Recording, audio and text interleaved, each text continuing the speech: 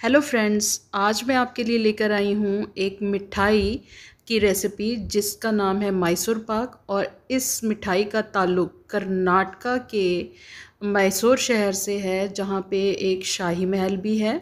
और ये कहा जाता है कि इस रेसिपी की शुरुआत या उत्पत्ति वहाँ के शाही महल में हुई थी। तो आइए शुरुआत करते हैं अपनी रेसिपी की।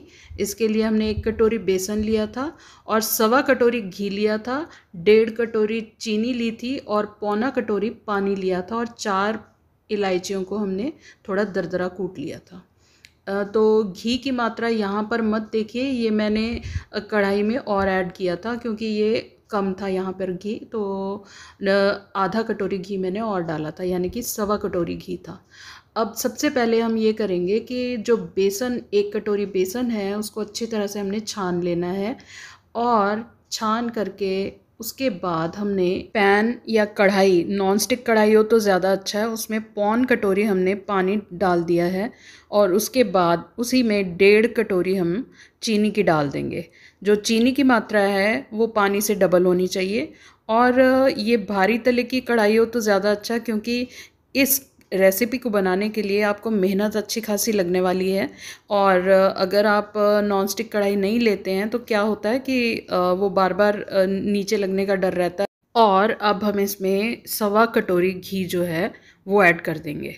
अब उसके बाद घी डालने के बाद इसमें उबाला उठना शुरू होगा और इसमें बबल्स आने शुरू हो जाएंगे। तो जब बबल्स से ये भर जाएगी कढ़ाई, तो उस टाइम पे आपने, उस स्टेज पे आपने बेसन ऐड करना है इसमें। उससे पहले आपने बेसन ऐड नहीं करना, नहीं तो क्या होगा, ये मैसूर पाक की जगह मैसूर बर्फ़ी बन जाएगी। बेसन को हमने बैचेस में डाला था, पहले 1/3 बेसन डाल दिया था, फिर दोबारा मैंने दूसरा पार्ट डाल दिया और तीसरा पार्ट मैंने लास्ट में डाला। जैसे जैसे हम बेसन डालते जाएंगे उसको अच्छी तरह से बराबर चलाते रहना है, तेज़ तेज़ चलाना है ताकि वो अच्छी तरह मिक्स हो जाए, उसको लम्प फ्री होना चाहिए। आप चाहें तो हैंड विस्कर से भी इसको मिक्स कर सकते हैं। और अगर आप ताकत लगाएं, ज़ोरदार ताकत लगती है इसके लिए, तो फिर आप स्पैचुला से भी इसको मिक्स कर सकते हैं। अब ध्यान ये रखना है कि अब इसको मीडियम फ्लेम पे आपने चलाना है, और फ्लेम तेज़ ना करें क्योंकि ये कंट्रोल में नहीं आएगा, फिर लग जाएगा नीचे। तो इसलिए फ्लेम का आप ध्यान रखें और इसको नॉन स्टॉप आपने हिलाते रहना है। आपने इससे बिल्कुल भी 1 मिनट के लिए भी हटना नहीं है कहीं। तो देखिए, ये बहुत ध्यान से बनने वाली रेसिपी है, और जब ये बन जाएगी तो आप बेसन के लड्डू, बेसन की बर्फ़ी, इन सब चीज़ों को भूल जाएंगे और आपके बच्चे कहेंगे कि हमें तो यही खाना है, हमें तो यही बना के दें। और सबको ये बहुत पसंद आती है। तो इसमें बहुत ज़रूरी ये हो जाता है कि ये अगर आप देसी घी में, पूरी तरह देसी घी में बनाएं तो बहुत अच्छा होगा। लोग बाग जो हैं इसको थोड़ा ऑयल भी मिक्स कर देते हैं, जैसे रिफ़ाइंड ऑयल मिक्स करके भी बना लेते हैं उसमें देसी घी मिक्स करके। तो लेकिन मैं इसको पूरी तरह से देसी घी में बनाना पसंद करती हूँ, क्योंकि उसका फ्लेवर और खुशबू बहुत ही अलग आती है। और आप ये चीज़ बनाएंगे तो खुद ही महसूस करेंगे। और ये जो है मिठाई, इसमें काफ़ी घी जाता है।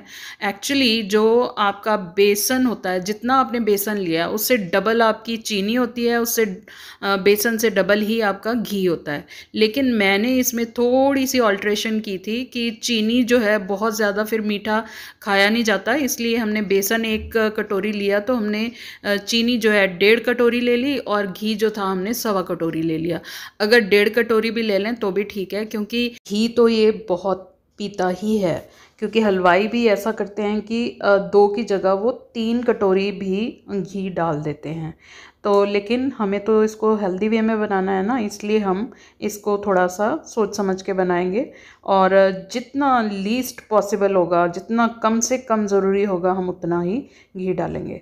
तो ये रेसिपी जो है ये मैंने शॉर्टकट मेथड से बनाई है। इसको मेरे को करीब आधा घंटा लगा था बनाने में। और इसका दूसरा तरीका भी है बनाने का, वो भी मैं किसी दिन उसकी वीडियो भी अपलोड कर दूंगी, कि जो ट्रेडिशनल मेथड है बनाने का उससे भी हम बना के दिखाएंगे। अब चलिए रेसिपी की तरफ मुड़ते हैं। देखिए इसमें सारी कलाकारी जो है सिर्फ टेक्सचर की है। आपका जो मैसूर पाक बनेगा उसका टेक्सचर कैसा होना चाहिए उस पर सारा फोकस होना चाहिए आपका। तो ये देखिए इसमें जो ये मिक्सचर है ये थोड़ा फ्रॉथी होना शुरू हो गया है, इसमें थोड़ा ये फूलना शुरू हो गया। अब मैंने इसमें इलायचियाँ, कुटी हुई इलायचियाँ जो थी वो डाल दी हैं और ये अब बनने की कगार पे आ गया है।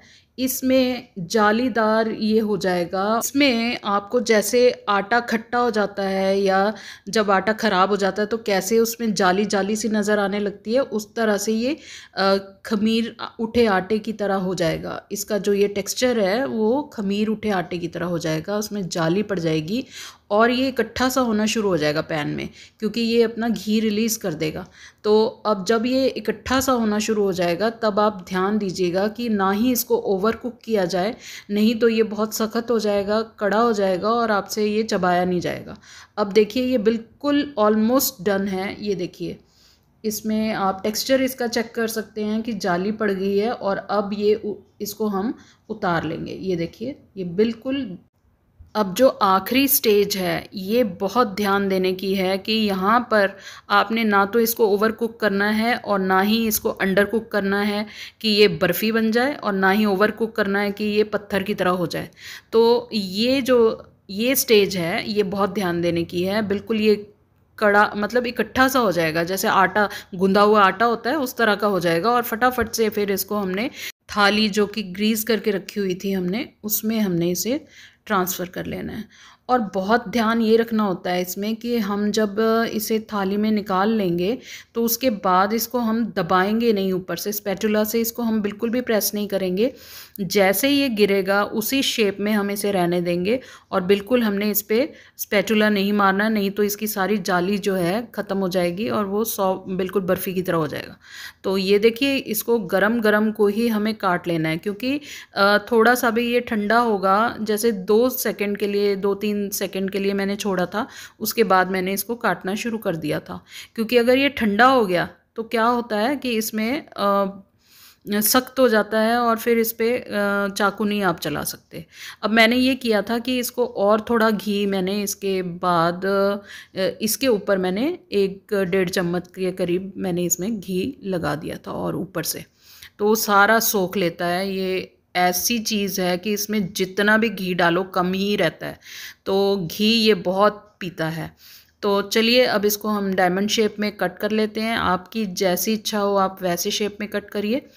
और ये इतना लाजवाब चीज़ है, इतनी आसान है और इतनी कम इंग्रेडिएंट्स में बनने वाली है, और सिर्फ थोड़ा सा इसके टेक्सचर पे ही ध्यान देना और कोई कलाकारी नहीं है इसमें, और इसका जो प्रोपोर्शन है इंग्रेडिएंट्स का उस पे ध्यान देना है। ये देखिए क्या जाली आई है हमारे मैसूर पाक में, और हमारा मैसूर पाक अल्टीमेटली बन के तैयार है खाने के लिए। आइए एंजॉय कीजिए। और ये देखिए इसके ऊपर जाली दिख रही है आपको अच्छी खासी, तो इस तरह की जाली आपके मैसूर पाक में होनी चाहिए।